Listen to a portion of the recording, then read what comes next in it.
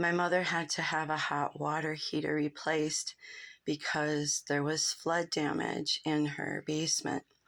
This is not the flood damage. It did not reach this far.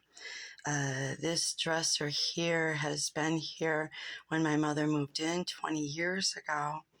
And this has been passing inspection for 20 years. And the landlord had to get a plumber contractor to come here to put in a new hot water heater.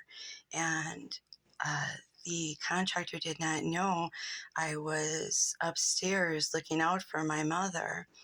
And while I was up there, I heard the plumber contractor, his name is Justin, I heard him speaking with whom I believe is the landlord, because he told him, there's no way you can tell me that you didn't know there was a problem here. Okay, so here's just a little peek of what this plumber contractor saw. Okay, and the flooding didn't get here. It's never gotten this far. So this is from before 20 years ago. Whatever happened here 20 years ago, which I'm sure records will be able to prove everything. Possibly even the home was sold, possibly with flood damage stipulations. I don't know, but the courts, excuse me, will find out, I'm sure. Along with every person who's ever lived in this home, will be subpoenaed and asked about any kind of flooding, of course.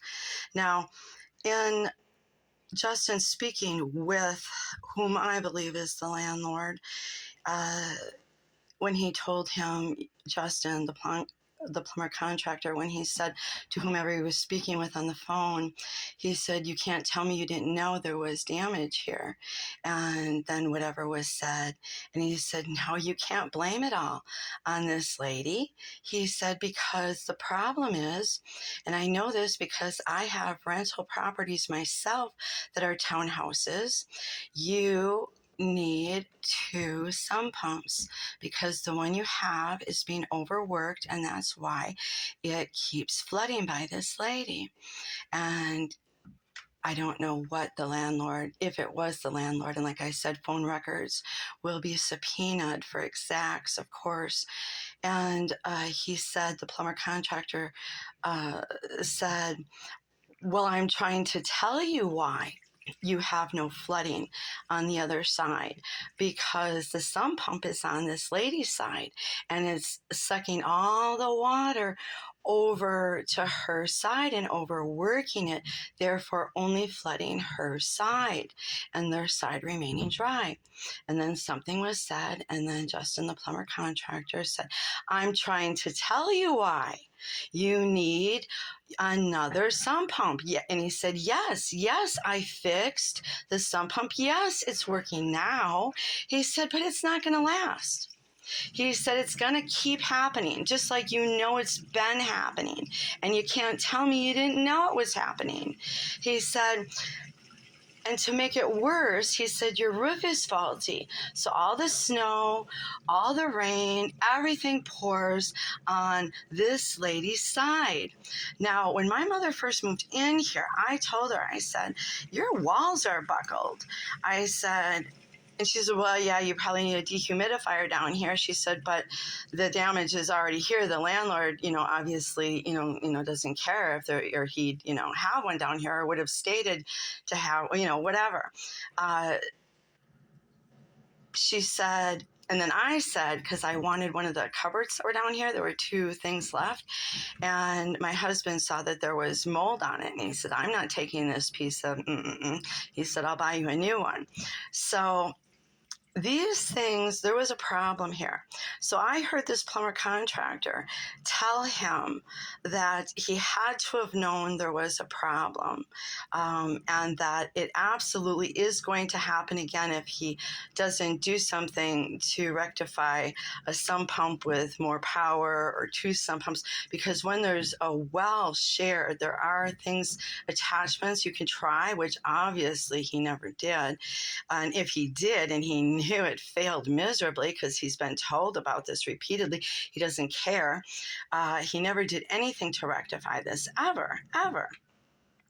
So now I don't know what transpired after the fact, but now when the plumber contractor left, he told my mother that she needs an industrial sized fan. It'll be about $300. I believe she asked him what kind of fan, and he told her. And she said, well, I don't have $300. And he said, well, any kind of fan. So he wanted her to blow this around. That's lovely, right? 83 pneumonitis in her lungs. She's going to be 84 September 20th. Yeah, let's blow this around. Yeah, there you go. And explains why the neighbors cough. Everybody coughs. Even I started coughing since I've been helping my mom and coming here. But, I didn't come in her basement and check this out. Who in God's name would think that it's growing worse? Because it didn't look this bad. The mold is seeping out. And water did not get this far. Okay.